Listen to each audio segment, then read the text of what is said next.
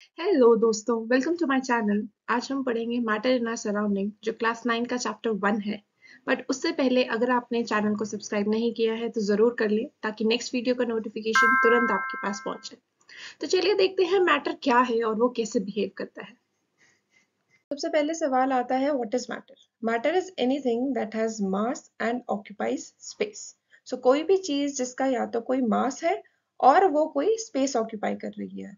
तो ये दोनों ही चीजें जरूरी होती हैं किसी भी चीज को मैटर कहलाने के लिए। ठीक है। For example air, water, chair जिस पे हम बैठते हैं, बुक्स जो हम पढ़ते हैं, ये सभी मैटर होते हैं। अब एयर की अगर हम बात करें उसका कुछ ना कुछ मास होता है और वो कोई फिजिकल स्पेस ऑक्यूपाई करती है। अगर मैं उसे बलून में फिल कर दूं तो वो बलून का स्पेस ले लेती है। तो इसका मतलब वहां पे कोई स्पेस ऑक्यूपाई कर रही है एयर। तो इसलिए हम उसे कहते हैं कि वो मैटर है। सिमिलर चीज है अगर हम वाटर के बारे में बात करें तो उसका वाटर का कोई ना कोई वेट होता है और अगर मैं उसको एक ग्लास में डाल दूं तो वो कोई स्पेस ऑक्यूपाई करती है। तो मास भी है और स्पेस भी और आ रहा है यहाँ पे, तो वो मैटर है। ठीक है। सिमिलरली अगर हम चेयर की बात करें तो चेयर का मास होता है और अगर हम उसे किसी भी सरफेस पे रखते हैं वो कोई ना कोई स्पेस ऑक्यूपाई करती है। इसलिए हम उसे कहते हैं कि चेयर मैटर है।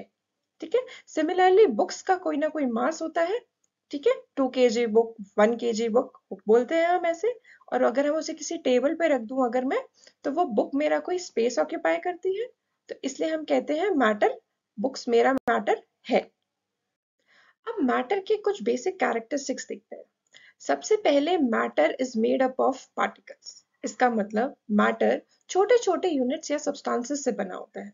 सपोज अगर मैं बात कर रही हूँ, ये मेरे पास एक रॉक है, तो रॉक जो है वो छोटे छोटे सब्सटेंसेस जिसको हम पार्टिकल्स कहते हैं उनसे बना हुआ होता है। ठीक है। These particles are very small. ठीक है। ये जो पार्टिकल्स होते हैं दीज आर वेरी टाइनी, बहुत ही छोटे छोटे पार्टिकल्स होते हैं। ठीक है। इसको हम इस तरीके से समझ सकते हैं और ये इतने स्मॉल होते हैं ना, इन्हें हम नेकेड आई से नहीं देख सकते।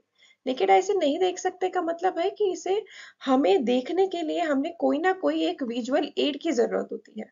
ठीक है। और इस केस में वो विजुअल एड क्या होता है? माइक्रोस्कोप होता है। माइक्रोस्कोप के बिना हम उसको नहीं देख सकते हैं। मैं कोई भी रॉक देखूं तो मुझे उसके पार्टिकल्स नहीं दिखेंगे क्योंकि वो बहुत ही छोटे होते हैं।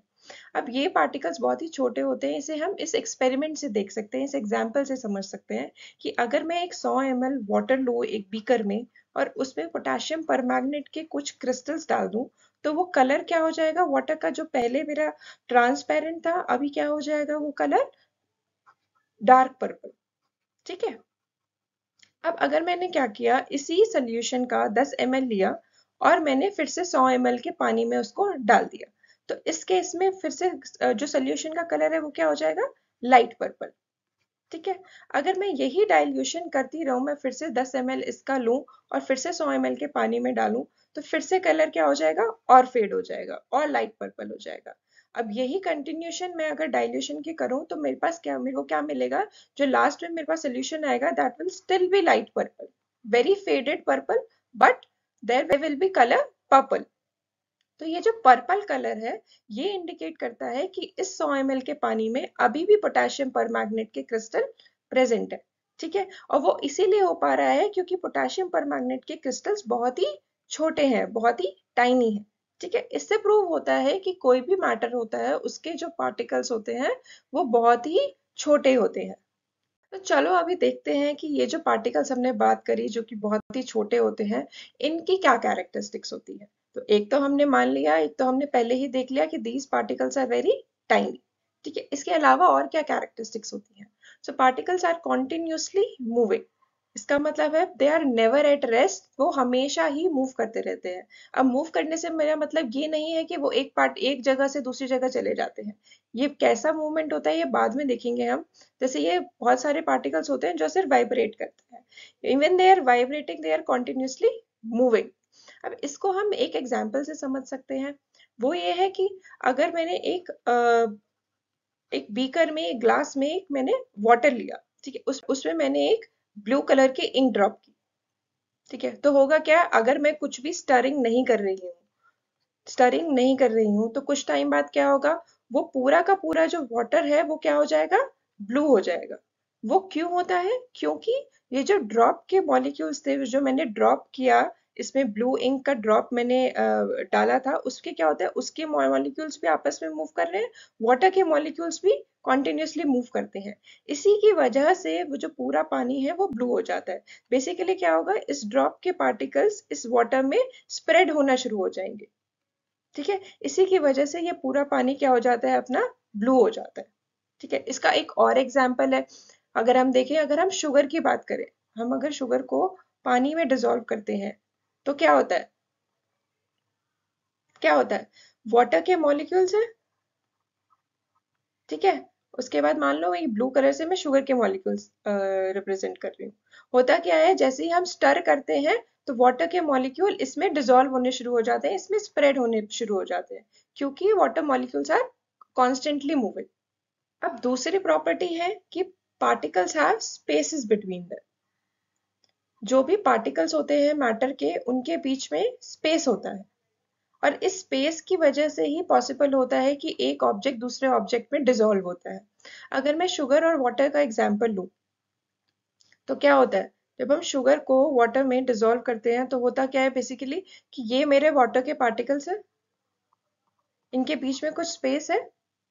अब इन स्पेस के बीच में जाके शुगर बैठ जाती है।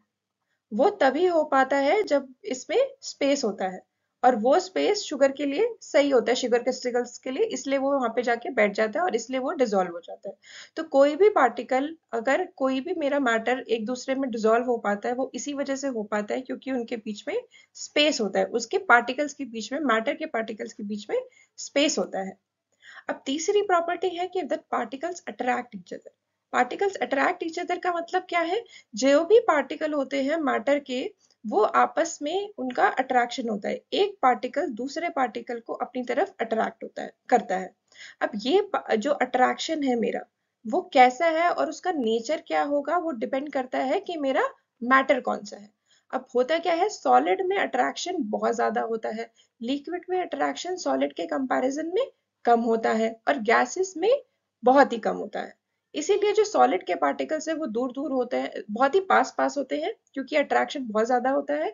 लिक्विड के पार्टिकल्स जो होते हैं वो कंपैरेटिवली कम क्लोज होते हैं सॉलिड के कंपैरिजन में, क्योंकि उसमें मॉडरेट जो फोर्स ऑफ अट्रैक्शन होता है पार्टिकल्स के बीच में वो बहुत ही मॉडरेट होता है, और गैसेस में वो फोर्स ऑफ अट्रैक्शन बहुत ही कम होता है, इसलिए जो उसके पार्टिकल्स है वो बहुत ज्यादा दूर होते हैं। इसको हम डिटेल में पढ़ेंगे अभी आगे वाली स्लाइड्स में। तो पार्टिकल्स की कैरेक्टरिस्टिक्स के बारे में हमने क्या पढ़ा, एक तो वो बहुत ही टाइनी होते हैं, these are very tiny molecules, they are continuously moving. Third one is that they have spaces between them and the particles always attract each other. ठीक है, तो चलो अब हम देखते हैं कि मैटर कितने तरह का होता है। जब हम अपने आसपास देखते हैं, आपको बहुत सारे मैटर के एग्जांपल्स देखने को मिलते हैं, हमने अभी पढ़े हुए हैं, जैसे कि एयर, वाटर, ठीक है, table, these are all matter. ठीक है, बट ये सारे के सारे आप देखोगे कि अलग अलग फॉर्म में होते हैं। इनका जो फॉर्म होता है वो तीनों का अलग अलग होता है। अगर एयर की मैं बात करूं तो वो हम गैसियस फॉर्म में उसको देखते हैं, वाटर की मैं बात करूं तो उसे हम लिक्विड फॉर्म में देखते हैं, अगर मैं किसी टेबल या चेयर या वुडन स्टिक की बात करूं तो वो हमें सॉलिड के तौर पे देखते हैं हम उसको। तो अब टेबल मेरा सॉलिड क्यों है, वाटर मेरा लिक्विड क्यों है, एयर मेरा गैस क्यों है, इसकी क्या प्रॉपर्टीज होती हैं, इसके क्या कैरेक्टरिस्टिक्स होते हैं, ये हम आगे पढ़ेंगे। तो अभी यहाँ से हमें ये तो समझ में आ गया कि दैट सॉलिड जो स्टेट्स ऑफ मैटर है वो तीन तरह का होता है, एक होता है सॉलिड, एक होता है लिक्विड, और तीसरा होता है गैस। ठीक है, आइए अब हम इन तीनों को डिटेल में पढ़ते हैं। तो सबसे पहले बात करते हैं सॉलिड की।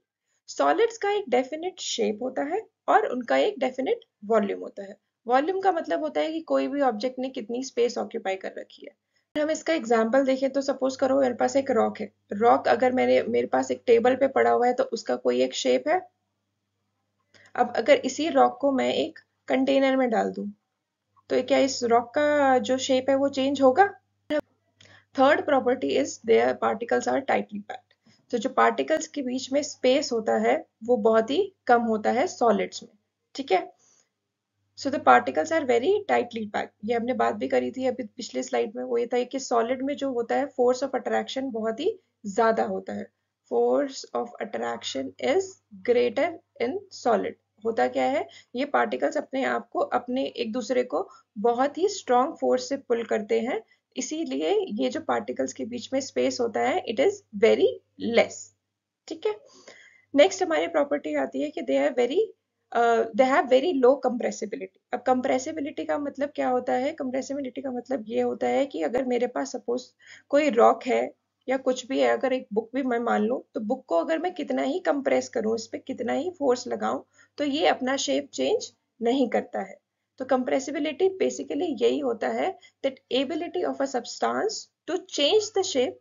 Solids have very low compressibility, अगर हम उसे प्रेशर लगाते हैं किसी भी सॉलिड पे तो वो अपना शेप आसानी से चेंज नहीं करता है। सो हमने जो प्रॉपर्टीज पढ़ी वो क्या पढ़ी कि they have definite shape, they have definite volume, they do not take the shape of the container. अगर हम उसे अलग अलग कंटेनर में डालें उनका शेप सेम रहता है। Particles are tightly packed, the force of attraction between the particles are very strong, they attract each other, so that is why उनके बीच में space भी कम होता है and the particles are very tightly packed। और इसी की वजह से they have very low compressibility, अगर हम उन्हें pressure लगाते हैं उनके ऊपर तो they do not change their shape that easily। अब बात करते हैं एक्सेप्शंस इन सॉलिड्स की। अब होता क्या है, अब आप बोलोगे कि जब मैं रबर बैंड को स्ट्रेच करता हूँ तो वो तो अपनी शेप चेंज कर लेता है, तो यहाँ क्या यहाँ पे जो मेरा रबर बैंड है वो सॉलिड नहीं है, वो सॉलिड होता है। होता क्या है, जब आप जैसे ही आप रबर बैंड को स्ट्रेच करते हो और उस पे से फोर्स हटा देते हो तो रबर बैंड क्या करता है, वापस से अपनी शेप ले लेता है। इससे हमें पता चलता है कि दैट जो रबर बैंड है इट इज वेरी रिजिड, वापस से अपना शेप चेंज नहीं होने देता है, वापस से अपना शेप चेंज कर लेता है। ठीक है, वापस से अपना शेप पे आ जाता है। तो रबर बैंड फिर भी सॉलिड है, even though it stretches and changes it's shapes, वो अभी भी सॉलिड है। अब आप कहोगे कि सॉल्ट और शुगर की अगर मैं बात करूं, कंटेनर में डालती हूँ, किसी जार में डालती हूँ, वो उसका शेप ले लेता है, तो क्या वो सॉलिड नहीं है? वो अपने आप में एक सॉलिड है, क्योंकि शुगर जो है अगर मैं इसे किसी कंटेनर में डालती हूँ भले ही वो उसका शेप ले लेती है, बट जो एक टाइनी क्रिस्टल का शेप है, जो शुगर क्रिस्टल का शेप है, that does not change, that remains the same, यानी कि वो फिर भी सॉलिड ही रहता है। अब बात करते हैं स्पॉन्ज की। अब स्पॉन्ज भी इसी तरह से काम करता है। होता क्या है कि स्पॉन्ज को जैसे ही हम कंप्रेस करते हैं प्रेशर लगा के, वो अपना शेप चेंज कर लेता है। तो क्या वो सॉलिड नहीं है? वो सॉलिड ही होता है। ये अपना शेप चेंज क्यों करता है, उसका रीजन ये होता है कि उसमें स्पॉन्ज में हमारे पास छोटे छोटे होल्स होते हैं जिसमें हमारी एयर ट्रैप्ड होती है। जैसे ही हम उसे प्रेस करते हैं, उस पर प्रेशर लगाते हैं, उस पर फोर्स लगाते हैं, स्पॉन्ज जो इसमें जो एयर ट्रैप्ड होती है इन होल्स में वो रिलीज हो जाती है और वापस से जो स्पॉन्ज है वो अपना शेप चेंज कर लेता है। पर जैसे ही ये प्रेशर हम हटा देते हैं वो वापस से स्पॉन्ज अपना शेप रीगेन कर लेता है। तो ये मेरे एक्सेप्शंस थे कुछ सॉलिड में, जो कि प्रॉपर्टीज हमें लगता है फॉलो नहीं करते सॉलिड की, but actually they are solid only. So आइए बात करते हैं अब लिक्विड की। Liquid no fix shape, liquids have no fix shape but they have fixed volume. No fix shape का मतलब क्या है कि अगर मैं एक ग्लास में पानी लेती हूँ, सपोज करो 10 ml मैंने पानी लिया एक टेस्ट ट्यूब में या ग्लास में, इसी को मैंने एक लार्ज जग में ट्रांसफर कर दिया, तो क्या इसका ये 100 ml हो जाएगा अगर ये 100 ml है? नहीं, इसकी जो क्वांटिटी है, इसकी जो वॉल्यूम है वो वही रहती है, बट इसका शेप चेंज हो जाता है कि पहले कुछ और शेप होता है फिर बाद में कुछ और शेप हो जाता है। अगर इसी को मैं एक बोल में डाल दूं तो क्या होगा, पानी तो अभी भी, वॉल्यूम तो अभी भी 10 ml रहेगा, बट इसका शेप चेंज हो जाएगा। So it takes the shape of the container but it has no fix shape but it has fixed volume. ठीक है, नेक्स्ट इसकी प्रॉपर्टी आती है the particles are less tightly packed. अब जैसे हमने सॉलिड में बात की थी कि फोर्स ऑफ अट्रैक्शन बहुत स्ट्रांग होता है और उनके बीच में जो स्पेस होती है वो बहुत ही कम होती है, बट लिक्विड्स में क्या होता है, फोर्स ऑफ अट्रैक्शन काफी मॉडरेट होता है, सॉलिड से कम होता है, इसलिए इसके बीच में जो स्पेस, पार्टिकल्स के बीच में स्पेस होता है वो मॉडरेट होता है, they are less likely packed. ठीक है, सो इसी की वजह से यही प्रॉपर्टी होती है कि that molecules are very not very tightly packed, they are less tightly packed, that they can flow. Flow का मतलब है कि अगर पानी की आपका टेबल पे गिर जाता है तो वो फ्लो करता है कि नहीं करता है? करता है। ऐसे ही जूस अगर गिर जाता है तो वो भी फ्लो करता है, अगर मैं उसे पाइप में डालना चाहूँ तो पाइप से भी फ्लो कर देगा, क्योंकि उसके जो मॉलिक्यूल्स हैं वो टाइटली पैक्ड नहीं होते हैं। ठीक है, तो हमने लिक्विड्स की प्रॉपर्टीज में क्या पढ़ा? that liquids have no fixed shape but they have fixed volume. They can take the shape of the container. Particles are less tightly packed. The force of attraction is moderate. Force of attraction is less than the force of attraction in the particles of solid. They can flow. अब बात करते हैं diffusion in liquid की। होता क्या है diffusion in liquid? इसलिए diffusion basically क्या होता है? डिफ्यूजन होता है कि जब मॉलिक्यूल्स दूसरे मॉलिक्यूल्स में स्प्रेड हो जाते हैं, एक मैटर के मॉलिक्यूल दूसरे मैटर के मॉलिक्यूल्स में स्प्रेड होने लगते हैं, पार्टिकल्स में स्प्रेड होने लगते हैं, उसको हम कहते हैं डिफ्यूजन। अब डिफ्यूजन होता क्या है, डिफ्यूजन क्यों होता है लिक्विड्स में? वो इसलिए होते हैं कि जो पार्टिकल्स जो होते हैं लिक्विड के वो फ्रीली मूव करते हैं, they are not tightly packed, they are less tightly packed, इसलिए वो मूव कर सकते हैं। ठीक है, सेकेंड प्रॉपर्टी है डिफ्यूजन क्यों होने की, वो ये है reason that they have the particles have spaces between them. ठीक है, अब इसका डिफ्यूजन का एक एग्जांपल देख लेते हैं। तो सपोज करो हमारे पास एक ग्लास है और उसमें मैंने एक रेड इंक का ड्रॉप यहाँ पे रखा है, तो होगा क्या अगर मैं उसे स्टर नहीं करती? तो होगा क्या, धीरे धीरे धीरे धीरे करके पूरा जो मेरा वाटर है वो रेड हो जाएगा।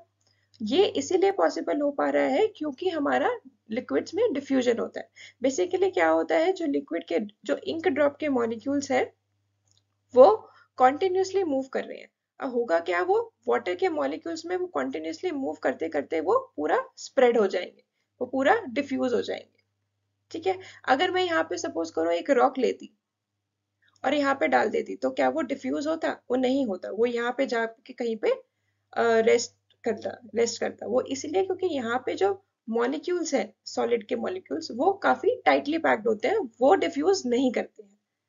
ठीक है, so this is how diffusion takes place in solid. वो क्यों होता है? रीजन उसका कि the particles move freely and the particles have space between them, they have more space between them than the solids. अब बात करते हैं गैसेस की। गैसेस का कोई भी फिक्स शेप नहीं होता है, ना ही कोई फिक्स्ड वॉल्यूम होता है। हम इसे जहां पे भी जिस भी कंटेनर में डाल दें ये उसका ही स्पेस ले लेता है। अगर मैं एयर को मैं बलून में फिल करती हूँ तो वो उसका शेप ले लेगी। अगर मैं उसको टायर में फिल करती हूँ तो वो टायर का शेप ले लेगी। अगर मैं उसे एलपीजी सिलेंडर में डाल दूं तो वो एलपीजी सिलेंडर का शेप ले लेगी। तो उसका कोई भी फिक्स्ड शेप नहीं होता है, गैसेस का कोई भी फिक्स्ड वॉल्यूम नहीं होता है। ठीक है, they take the shape of the container. Third property इसकी ये है, the particles are far apart. तो हमने देखा था कि सॉलिड में काफी पास होते हैं पार्टिकल्स, लिक्विड में कंपैरेटिवली थोड़ा दूर होते हैं, और गैसेस में और भी ज्यादा दूर होते हैं। तो ये सॉलिड में का पार्टिकल अरेंजमेंट है, ये लिक्विड का पार्टिकल अरेंजमेंट है, ये गैस का पार्टिकल अरेंजमेंट है। तो गैसेस के पार्टिकल्स आपस में फोर्स ऑफ अट्रैक्शन इनका बहुत ही वीक होता है, आपस में अट्रैक्ट नहीं कर पाते हैं और पार्टिकल्स काफी काफी दूर होते हैं। और इसी वजह से होता क्या है, जैसे ही हम जो एलपीजी सिलेंडर होते हैं उसमें हम गैस फिल करते हैं क्योंकि वो पूरा सिलेंडर का शेप ले लेगा। Gases have high compressibility. होता क्या है, अब गैसेस की हाई कंप्रेसिबिलिटी होती है, इसका मतलब हम जैसे ही गैस को प्रेशर में डालते हैं, अगर हम किसी गैस की बात करें, अगर हम उस पर प्रेशर लगाते हैं तो वो क्या होता है, पार्टिकल्स पास आने लगते हैं।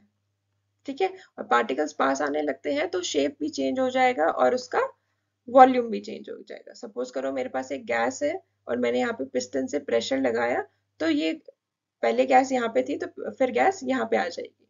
ठीक है, उसका प्रेशर लगाने पे उसका शेप चेंज हो जा रहा है, तो कंप्रेसिबिलिटी इसकी हाई होती है, तो आप इसे कितना ही कंप्रेस कर सकते हैं। और बहुत ज्यादा जब हम इसे कंप्रेस कर देते हैं तो गैस अपनी लिक्विफाई हो जाती है, लिक्विड स्टेट में आ जाती है।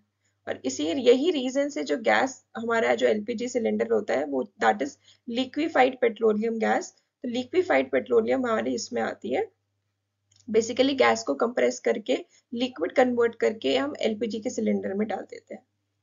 अब बात करते हैं डिफ्यूजन इन गैसेस की, कि प्रेशर लगाने पर डिफ्यूजन कैसे होता है गैसेस में। सो गैसेस के पार्टिकल्स सुपर फास्ट होते हैं। इसका मतलब क्या है, जब आप देखेंगे आपको किचन में अगर आपका कोई खाना बन रहा है तो आपको दूसरे रूम में बैठ के भी स्मेल आ जाती है।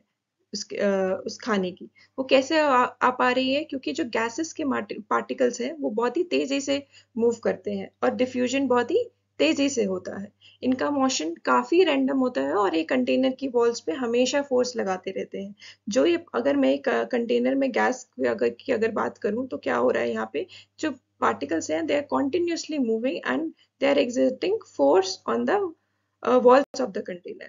So particles जो होते हैं गैस के, they have very high speed and they exert force और pressure on the container walls. तो चलिए बात करते हैं change of state of matter की। एक स्टेट ऑफ मैटर दूसरे स्टेट ऑफ मैटर में कैसे चेंज होता है। तो हमें पता है मैटर एग्जिस्ट करता है तीन स्टेट्स में, सॉलिड, लिक्विड एंड गैस। ठीक है, ये सॉलिड को हम लिक्विड में भी कन्वर्ट कर सकते हैं, लिक्विड को गैस में भी कन्वर्ट कर सकते हैं। अब वो कैसे करते हैं वो हम जानते हैं। तो आपको पता है जब हमारे घर में हम आइस क्यूब्स होते हैं और उन्हें हम बाहर छोड़ देते हैं, यानी कि अगर या तो हम उसे हीट करते हैं तो वो किस में कन्वर्ट हो जाते हैं, वाटर में। और वाटर को अगर हम फर्दर हीट करते हैं तो वो क्या हो जाता है, वो किस में कन्वर्ट हो जाता है, स्टीम में। तो ये जो प्रोसेस होता है आइस से वाटर कन्वर्ट होने में, यानी कि सॉलिड से लिक्विड कन्वर्ट होने में, इसको हम कहते हैं मेल्टिंग। ठीक है, सिमिलरली ये जो प्रोसेस होता है जिसमें लिक्विड हमारी गैस में कन्वर्ट हो जाती है जब हम उसे हीट देते हैं, उस प्रोसेस को हम कहते हैं इवेपोरेशन। चलिए इस चार्ट से हम थोड़ा सा समझते हैं कि हम क्या कहने की कोशिश कर रहे हैं। कि जब भी एक सॉलिड लिक्विड में कन्वर्ट होता है through the process of heating, अगर हम उसे हीट दे रहे हैं तो वो जो प्रोसेस होता है उसको हम कहते हैं मेल्टिंग। ठीक है, अब फर्दर अगर हम लिक्विड को हीट करते हैं और हम उसे गैस में कन्वर्ट कर देते हैं तो उस प्रोसेस को हम कहते हैं इवेपोरेशन। यहाँ पे भी हम हीट का एप्लीकेशन करते हैं। ठीक है, जैसे हम पानी को बॉईल करते हैं या गर्म करते हैं, वो किस में कन्वर्ट हो जाता है, गैस में कन्वर्ट हो जाता है, और उस प्रोसेस को हम कहते हैं इवेपोरेशन। ठीक है, सिमिलरली क्या होता है अगर हम गैस को कंडेंस करते हैं, गैस को हम कूल करते हैं, वो किस में कन्वर्ट हो जाता है, लिक्विड में। ठीक है, या आपने एग्जाम्पल देखा होगा, बहुत ही सिंपल एग्जाम्पल है जो आपने बहुत जगह पढ़ा होगा लोअर क्लासेस में। होता क्या है, जब आप किसी भी पानी को अगर आपने बॉईल किया और उस पर आपने एक प्लेट रख दी तो आप देखोगे उस प्लेट को आप थोड़ी देर बाद देखोगे, ठंडा करने के बाद तो आप देखोगे उसमें वाटर ड्रॉपलेट्स आ जाते हैं। तो बेसिकली क्या हो रहा है, जो यहाँ पे स्टीम होती है इट इज गेटिंग कंडेंस्ड यहाँ पे वाटर के फॉर्म में। ठीक है, तो जब गैस को हम ठंडा करते हैं तो वो लिक्विड के फॉर्म में कन्वर्ट हो जाता है, और ये जो प्रोसेस होता है इसको हम कहते हैं कंडेंसेशन। ठीक है, अब लिक्विड को अगर हम फर्दर कूल करें तो वो किस फॉर्म में चला जाता है, सॉलिड के फॉर्म में। अब इसका एग्जांपल क्या देखिए, अगर हम पानी को फ्रीज करते हैं, फ्रीजर में रख देते हैं तो वो क्या बन जाता है, आइस बन जाता है, और इस प्रोसेस को हम क्या कहते हैं, फ्रीजिंग। तो इस चार्ट में समझ लेते हैं कि क्या कहना चाह रहे हैं हम, कि जब भी हम कोई गैस को अगर हमको कभी लिक्विड में कन्वर्ट करते हैं through the process of cooling, अगर हम कूल करते हैं उसको, तो उस प्रोसेस को हम कहते हैं कंडेंसेशन। सिमिलरली जब एक लिक्विड सॉलिड में कन्वर्ट होता है, जब हम उसे कूल करते हैं, उस प्रोसेस को हम कहते हैं फ्रीजिंग। अब कुछ डायरेक्ट कन्वर्जन्स भी होते हैं कि डायरेक्ट आप सॉलिड से आप डायरेक्ट गैस में कन्वर्ट कर रहे हैं। लिक्विड वाला जो स्टेज है या जो स्टेट है उसको हम स्किप कर देते हैं, उस हम प्रोसेस को हम क्या कहते हैं, सब्लिमेशन। अब ये सब्लिमेशन का एग्जांपल अगर हम देखें तो क्या होता है, नैफ्थलीन बॉल्स आप अपने घर में रखते होंगे कपड़ों को कीड़े से बचाने के लिए, तो होता क्या है, वो सॉलिड होता है, but as the time passes वो क्या होता है, वो आप देखते हो वो गायब हो जाता है, आपको उसमें कुछ भी नैफ्थलीन बॉल्स आपको मिलेंगे नहीं। तो होता क्या है, वो डायरेक्ट सॉलिड से गैस में कन्वर्ट हो जाता है, वेपर में कन्वर्ट हो जाता है। हम कहते हैं that naphthalene balls has sublimed into gaseous form. ठीक है, तो वो प्रोसेस हमारे पास होता है, उस प्रोसेस को हम कहते हैं सब्लिमेशन। ऐसे ही होता है गैस टू सॉलिड, उसका प्रोसेस होता है डिपोजिशन। एग्जाम्पल देखें तो क्या होगा, कि आपने देखा होगा कि आपके जब आप सुबह सुबह होती है आपके क्या होता है, कार के विंडो शील्ड में आप एक आइस क्यूब्स, आइस क्रिस्टल से देखेंगे, वो उसको हम कहते हैं फ्रॉस्ट। फ्रॉस्ट आपने सुना होगा कि फ्रॉस्ट जम गया है पेड़ पे, आप देखोगे तो वो पानी जो होता है वो छोटी छोटी सी आप देखोगे बर्फ सी जम जाती है उस पे। तो उस प्रोसेस में एक्चुअली क्या होता है, जो वाटर वेपर्स होते हैं those are getting condensed into, those are getting deposited converted into this solid form. ठीक है, वो प्रोसेस होता है डिपोजिशन का प्रोसेस। तो चलिए अब हम देखते हैं effect of change of temperature, कि टेम्परेचर की वजह से हमारा पार्टिकल्स पे क्या असर होता है या स्टेट ऑफ मैटर पे क्या असर होता है। तो जब भी हम टेम्परेचर इंक्रीज करते हैं तो पार्टिकल्स की जो एनर्जी होती है वो बढ़ जाती है। अगर हम सॉलिड से चलो स्टार्ट करते हैं तो होता क्या है, सॉलिड के ये पार्टिकल्स है। अब जैसे ही हमने टेम्परेचर बढ़ाया है इनकी एनर्जी बढ़ जाती है। ये पार्टिकल्स बहुत ज़्यादा वाइब्रेट करने लग जाते हैं, बहुत ज़्यादा तेज़ी से वाइब्रेट करने लग जाते हैं, या बहुत ज़्यादा तेज़ी तेज़ी से मूव करने लग जाते हैं। अब जैसे ही मूव करते हैं दे ब्रेक्स देयर बॉन्ड, यहाँ पे वो किसी न किसी बॉन्ड से जुड़े हुए हैं, किसी न किसी फोर्स से जुड़े हुए हैं। वो जो फोर्स है वो ब्रेक होने लग जाता है। जैसे ही इधर ये इंटरमोलिकुलर फोर्स इसका कम होता है, ये और दूर जाने लगते हैं, और दूर जाने लगते हैं तो they get converted into liquid form. ठीक है, ऐसे ही अगर टेम्परेचर हम और इंक्रीज करने लगते हैं तो ये इनका जो लिक्विड वाला जो बॉन्ड है वो भी टूटने लगता है and they get converted into gas. ठीक है, तो ये कन्वर्जन होता है जैसे ही आप टेम्परेचर बढ़ाते हैं, the particles gain energy, their intermolecular force weakens and the conversion in from एक स्टेट से दूसरी स्टेट में कन्वर्ट हो जाता है मैटर हमारा। तो जैसे पहले सॉलिड थे, सॉलिड के पार्टिकल्स बहुत ही पास पास थे, जैसे ही हमने उन्हें एनर्जी दी या टेम्परेचर बढ़ाया उनकी एनर्जी बढ़ गई, पार्टिकल्स बहुत तेजी से मूव करने लग गए, इंटरमॉलिक्यूलर फोर्स उनके बीच में जो था पार्टिकल्स के बीच में वो टूट गया, पार्टिकल्स और दूर हो गए and they convert into liquid form. फिर से अगर हम टेम्परेचर कॉन्टिन्यूसली बढ़ा रहे हैं तो ये वाला बॉन्ड भी टूट जाता है, पार्टिकल्स और दूर दूर हो जाते हैं and the state of matter changes to gaseous form. ठीक है, इसी वजह से जब आप आइस को हीट करते हैं तो वो पानी में कन्वर्ट हो जाता है, पानी को हीट करते हैं तो वो स्टीम में कन्वर्ट हो जाता है। अब सिमिलर चीज होती है जब हम एनर्जी रिमूव करते हैं या टेम्परेचर कम करते हैं। टेम्परेचर कम करते हैं तो क्या होता है, जो गैस के पार्टिकल्स जो पहले बहुत ही दूर दूर थे वो क्या होता है, वो पास आने लगते हैं। पास आने लगते हैं तो gas gets converted into liquid form and liquid gets converted into solid form. So temperature जब हम बढ़ाते हैं तो सॉलिड लिक्विड में कन्वर्ट होता है, लिक्विड गैस में कन्वर्ट होता है। और जब हम टेम्परेचर कम करते हैं तो गैस जो है वो लिक्विड में कन्वर्ट होता है और लिक्विड जो है वो सॉलिड में कन्वर्ट हो जाता है। तो ये इससे हमने क्या देखा कि टेम्परेचर बढ़ाने पे स्टेट कैसे चेंज हो रही है हमारी। हमारे पास टेम्परेचर से स्टेट में चेंज आता है, वैसे ही प्रेशर से भी चेंज आते हैं। जैसे हमने टेम्परेचर चेंज करा और स्टेट ऑफ मैटर चेंज हो गया, वैसे ही हमारा प्रेशर जब हम चेंज करते हैं तो हमारा स्टेट ऑफ मैटर चेंज होता है।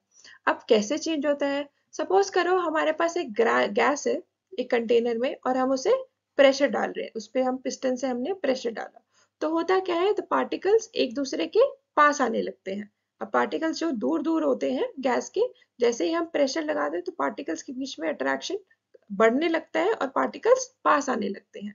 और जब वो पास आते हैं एक दूसरे के तो गैस का स्टेट चेंज हो जाता है, यानी कि जो गैस है मेरा वो लिक्विड बन जाता है।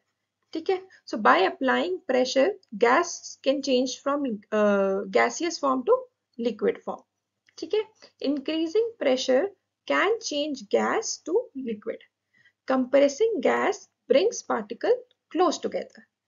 इसी यही रीजन है जो हमने भी पहले भी पढ़ा था कि जब एलपीजी गैस सिलेंडर में स्टोर होती है, वो इसीलिए स्टोर होती है क्योंकि वो जो गैस होती है वो बहुत ही ज्यादा उस पर प्रेशर लगा के उसे लिक्विफाई किया जाता है, और वो लिक्विफाइड गैस जो है वो मेरी सिलेंडर्स में भर के हमारे घरों में आती है। ठीक है, और इसलिए इसको कहते भी हम है लिक्विफाइड पेट्रोलियम गैस, जो गैस जिसको हमने लिक्विफाई करके सिलेंडर्स में स्टोर करते हैं। तो आइए अब बात करते हैं लेटेंट हीट की। लेटेंट हीट क्या होता है, actually it is a special kind of energy जिसे हमें चाहिए होती है किसी भी सब्सटेंस के स्टेट को चेंज करने के लिए। अब होता क्या है, इस हीट को ना हम लेटेंट हीट इसलिए कहते हैं क्योंकि ये हिडन हीट होती है। हिडन माने छुपी हुई, ये हीट हमें दिखती नहीं है, इससे टेम्परेचर चेंज नहीं होता बट इससे स्टेट चेंज होता है, ये जरूरी होती है चेंज करने के लिए स्टेट किसी भी मैटर का। अब सपोज करो मेरे पास क्या होता है, सबसे पहले आइस है, ठीक है। आइस को मुझे कन्वर्ट करना है वाटर में, ठीक है। अब हमें पता है कि आइस जो है वो कौन से टेम्परेचर पे होती है, 0 डिग्री सेल्सियस पे होती है। तो जब भी 0 डिग्री सेल्सियस पे आइस होती है और मुझे वाटर अगर उसको चाहिए, मुझे 10 डिग्री सेल्सियस का वाटर चाहिए, ठीक है। 10 डिग्री सेल्सियस पे आइस होगी कि वाटर होगा? वाटर होगा। क्यों? क्योंकि 0 डिग्री के बाद जितना भी हम टेम्परेचर बढ़ाते हैं, यहाँ से वाटर में कन्वर्जन स्टार्ट हो जाता है। तो सबसे पहले 0 डिग्री ऑफ आइस को 10 डिग्री ऑफ वाटर बनाने के लिए सबसे पहले एक स्टेज आती है जहां पे हमारे पास 0 डिग्री ऑफ वाटर बनता है। सो ये वाली जो स्टेज होती है जिसमें हमारे पास 0 degree of ice is getting converted to 0 degree of water, यहाँ पे हम क्या देख रहे हैं कि temperature is not changing. 0 degree पे आइस था, 0 डिग्री पे मेरा वाटर है, टेम्परेचर यहाँ पे चेंज नहीं हो रहा है, बट यहाँ पे मेरा स्टेट चेंज होता है फ्रॉम सॉलिड टू लिक्विड। इस हीट को which is required to change the state, this heat is known as latent heat. इस हीट का कोई रोल नहीं होता टेम्परेचर में, बट इसका रोल होता है चेंज ऑफ स्टेट में, to change the state. It just changes the state but it does not change the temperature. So उस केस में जहां पे सॉलिड कन्वर्ट होता है लिक्विड में, इस लेटेंट हीट को हम कहते हैं लेटेंट हीट ऑफ फ्यूजन, ठीक है। अब बात करते हैं, अगर हमारे पास लिक्विड है, 100 डिग्री ऑफ वाटर है। आप सपोज करो आप पानी बॉईल कर रहे हो, 100 डिग्री पे पानी आ गया, अब मुझे स्टीम चाहिए, स्टीम बनता है उसका। तो सबसे पहले जो होता है वो स्टीम बनता है 100 डिग्री ऑफ सेल्सियस पे, जहां पे मेरा टेम्परेचर चेंज नहीं होता, बट मेरा वाटर से स्टीम मानी कि लिक्विड से गैस में कन्वर्ट होता है। तो ये जो स्टेट जहां पे मेरा ये जो मेरा फेज होता है जहां पे मेरा स्टेट तो चेंज हो रहा है पर मेरा टेम्परेचर चेंज नहीं हो रहा, ये एक हीट चाहिए होती है उसी की वजह से ये पॉसिबल होता है, और उस हीट को हम कहते हैं लेटेंट हीट। और इस केस में जहां पे liquid gets converted into gas, उसको हम कहते हैं latent heat of vaporization. Vaporization मतलब लिक्विड जो है वो वेपर में कन्वर्ट हो रहा है, ठीक है। तो आई होप आपको समझ में आ गया होगा। अभी लेटेंट हीट क्या है, लेटेंट हीट बहुत इंपॉर्टेंट टॉपिक है और आगे की क्लासेस में आपको इसका बहुत काम आने वाला है। बट अभी के लिए इतना ही आपको जानना है कि एक हीट होती है जिसे आप चेंज ऑफ स्टेट में चेंज करने के लिए आप यूज करते हैं। इसका टेम्परेचर में कोई रोल नहीं होता, it does not increase the temperature but it helps in changing the state. So let us now understand what is evaporation. Evaporation का मतलब क्या होता है? ये तो हमें पता है कि जब एक लिक्विड गैस में कन्वर्ट होता है, इस प्रोसेस को हम evaporation कहते हैं। जब एक वाटर मेरा गैस में कन्वर्ट हो रहा है, स्टीम में कन्वर्ट हो रहा है या वेपर में कन्वर्ट हो रहा है, इस प्रोसेस को हम कहते हैं evaporation, ठीक है। अब evaporation का एक कोड थोड़ा सा डिटेल में पढ़ते हैं। होता क्या है, evaporation is a surface phenomena, यानी कि ये सिर्फ सरफेस पे होता है, और यही डिफरेंस होता है इवेपोरेशन और बॉइलिंग में। इवेपोरेशन सरफेस फिनोमेना होता है कि अगर मेरे पास एक लिक्विड है एक कंटेनर में, एक बीकर में, तो वो सिर्फ यहाँ से जो ऊपर वाले पार्टिकल्स हैं सिर्फ वो इवेपोरेट होते हैं, बल्क में जो मेरे अंदर के वॉल्यूम में है पार्टिकल्स उन पे कोई असर नहीं होता है। कोई असर नहीं होता है मतलब वो इवेपोरेट नहीं होते, it is just a surface phenomena, ठीक है। Liquid changes to gas below the boiling point, ठीक है। जहाँ पे बॉइलिंग पॉइंट आपको पता होगा, boiling point of water is 100 degree Celsius, ठीक है। तो अगर आप लिक्विड टू गैस अगर हम वाटर की बात कर रहे हैं तो it happens below the 100 degree Celsius. 100 degree Celsius के बाद आते ही it gets converted into boiling, ठीक है। So evaporation always happens below the boiling point, below 100 degree Celsius, ठीक है। सेकेंडली आप बात करते हैं कि इवेपोरेशन किस किस पे डिपेंड करता है। So it increases with the temperature, temperature जैसे ही हम इंक्रीज करेंगे वैसे ही हीट ज्यादा हो जाएगी और इवेपोरेशन रेट जो है वो मेरा वो ज्यादा हो जाएगा। सो इट इंक्रीजेज विद जैसे ही हमारा टेम्परेचर इंक्रीज होता है इवेपोरेशन इंक्रीज हो जाता है। सरफेस एरिया से कैसे होगा? अब जैसे ही मेरा सरफेस एरिया इंक्रीज होता है वैसे ही मेरा इवेपोरेशन इंक्रीज हो जाता है। ये कैसे? अब आप देखो, आप एक छोटे से बोल में पानी लो, बीकर में पानी लो, उतना ही पानी आप एक बोल में डालो जिसका सरफेस एरिया ज्यादा है।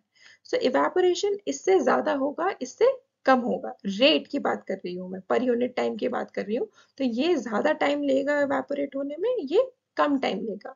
सो सरफेस एरिया जैसे ही इंक्रीज होता है रेट ऑफ इवेपोरेशन बढ़ जाता है। विंड स्पीड की अगर हम बात करें तो जैसे ही स्पीड ज्यादा होती है, हवा ज्यादा तेजी से चलती है, वैसे ही इवेपोरेशन मेरा ज्यादा होता है। ह्यूमिडिटी की बात करें तो ह्यूमिडिटी एक्चुअली होता क्या है? ह्यूमिडिटी होता है कि कितनी आपकी वाटर पार्टिकल्स हैं एयर में, वाटर पार्टिकल्स इन एयर। अब पहले से ही वाटर पार्टिकल्स है एयर में, तो इवेपोरेशन में भी तो क्या हो रहा है? पानी ही जा रहा है, पानी ही तो जा रहा है, यहाँ पे वाटर ही तो जा रहा है एयर में जाके बैठने का। तो वहां पे वैसे ही स्पेस कम है एयर में पानी के लिए। तो ह्यूमिडिटी जैसे ही ज्यादा होती है इवेपोरेशन उतना ही कम होता है। जैसे ही नमी ज्यादा होगी इवेपोरेशन, जो इवेपोरेशन का रेट है वो उतना ही कम होगा, वो उतनी ही देरी से होगा। ठीक है। तो इवेपोरेशन में हमने समझा कि that it is a surface phenomena, liquid changes to gas below the boiling point and it depends on temperature. कि टेम्परेचर बढ़ता है तो इवेपोरेशन बढ़ता है, सरफेस एरिया बढ़ता है तो इवेपोरेशन बढ़ता है। विंड स्पीड अगर मेरी ज्यादा होती है तो इवेपोरेशन बढ़ता है, इवेपोरेशन का रेट ज्यादा होता है। ह्यूमिडिटी अगर ज्यादा है तो इवेपोरेशन मेरा उतना ही कम होगा। ठीक है। सो बात करते हैं इवेपोरेशन और कूलिंग के बारे में। होता क्या है? Evaporation causes cooling. जैसे ही इवेपोरेशन होता है तो आपका जो सरफेस है वो थोड़ा ठंडा हो जाता है। अब इसको कैसे समझे हम? अब सपोज करो ये मेरे पास बीकर है और इसमें मेरे पास पानी है। ठीक है। अब यहाँ पे इवेपोरेशन हो रहा है, कुछ भी है, टेम्परेचर इंक्रीज किया, इवेपोरेशन स्टार्ट हुआ। अब होता क्या है इवेपोरेशन में? हमने पढ़ा कि that it is a surface phenomena. तो जितने भी फास्ट मूविंग पार्टिकल है यहाँ पे सरफेस पे, दे एस्केप, वो तो चले जाते हैं, उड़ जाते हैं हवा में, इवेपोरेट हो जाते हैं। होता क्या है? जो बाकी के पार्टिकल्स रह जाते हैं उनकी एवरेज काइनेटिक एनर्जी कम हो जाती है। एवरेज एनर्जी कम हो जाती है तो हमने क्या पढ़ा था? ऑब्वियसली जब वो बहुत ज्यादा तेजी से मूव कर रहे हैं, टेम्परेचर उसका हाई होता है। ठीक है। अब वो क्या हो गया? थोड़ा से कम, अब वो धीरे धीरे मूव कर रहे हैं। ठीक है। उनकी एवरेज काइनेटिक एनर्जी कम हो गई है। तो होता क्या है? इसी की वजह से हमें कूलिंग फील होती है। So evaporation causes cooling, fast moving molecules escape and average kinetic energy decreases. इसी की वजह से आप देखोगे जब स्वेटिंग होती है आपको, आपका स्वेट तो इवेपोरेट हो जाता है। जैसे ही स्वेट स्वेट इवेपोरेट होता है तो आपको थोड़ा सा कूलिंग इफेक्ट आता है, ठंडा ठंडा लगता है कि नहीं लगता है? ऐसे ही होता है कि जब वेट क्लोथ्स ड्राई करने के लिए आप सूखने के लिए रखते हैं तो वो थोड़े से ठंडे हो जाते हैं at for a small amount of time, वो आपको ठंडे फील होते हैं जब उसमें इवेपोरेशन स्टार्ट होता है। So this is how evaporation causes cooling. So let us just quickly summarize now what we have learned in this video, in this chapter. तो सबसे पहले हमने बात करी थी that matter is anything that has space and occupies space. जो भी matter है उसका कुछ ना कुछ मास होना चाहिए और उसका कुछ स्पेस होना चाहिए, तभी वो मैटर कहलाएगा। So how it is made of particles, उसमें किस तरह के पार्टिकल्स होते हैं मैटर में? दीज आर वेरी टाइनी, बहुत ही स्मॉल माइन्यूट पार्टिकल्स होते हैं जिसे हम नेकेड आई से नहीं देख सकते। दीज आर कॉन्स्टेंटली मूविंग, हमेशा मूव करते रहते हैं, कभी भी रेस्ट पे नहीं होती है। उनके बीच में स्पेस होता है, फोर्स ऑफ अट्रैक्शन उनके बीच में कुछ ना कुछ होता है, जो कि सॉलिड्स में सबसे ज्यादा होता है, लिक्विड्स में मॉडरेट होता है और गैसेस में बहुत कम होता है, बहुत ही वीक होता है। फिर हमने बात करी स्टेट्स ऑफ मैटर की। हमारे पास 3 स्टेट्स ऑफ मैटर आए। एक था सॉलिड जिसका फिक्स्ड शेप होता है, वॉल्यूम होता है, अगर हम उस दूसरे कंटेनर में डाल दें तो उसका शेप चेंज नहीं होता है। और पार्टिकल्स जो है बहुत ही टाइटली पैक्ड होते हैं, कंप्रेसिबिलिटी बहुत ही कम होती है। दूसरा स्टेट ऑफ मैटर हमने पढ़ा लिक्विड्स का, जिसका फिक्स्ड वॉल्यूम होता है, कोई फिक्स शेप नहीं होता है, कंटेनर का शेप ले लेते हैं जिसमें भी हम उसे डालते हैं, बट उसका वॉल्यूम फिक्स्ड रहता है। दे फ्लो इजीली और उनके बीच में जो पार्टिकल्स का अट्रैक्शन है वो मॉडरेट होता है। तीसरा हमने बात किया गैसेस की, जिसमें कोई भी फिक्स शेप नहीं होता, उनका कोई भी फिक्स्ड वॉल्यूम नहीं होता, जिस भी कंटेनर में डालेंगे उसी का वॉल्यूम और उसी का शेप ले लेते हैं। हाईली कंप्रेसिबल, मतलब उनके पार्टिकल्स बहुत दूर दूर होते हैं और उनको कंप्रेस करना बहुत ही आसान होता है। Particles move very freely. फिर हमने बात करी चेंज ऑफ स्टेट की, कि हम बाय टेम्परेचर और प्रेशर अप्लाई करके हम किसी भी स्टेट का चेंज, किसी भी मैटर का चेंज कर सकते हैं स्टेट। तो टेम्परेचर से हमने बात करी मेल्टिंग की, जहां पे हमने क्या किया, सॉलिड कन्वर्ट होता है लिक्विड में। बॉइलिंग की बात करिए, बॉइलिंग में एक्चुअली क्या होता है, लिक्विड कन्वर्ट हो रहा होता है गैसियस फॉर्म में। ठीक है। देन हमने बात करी कंडेंसेशन की, जिसमें gases gets converted into liquid.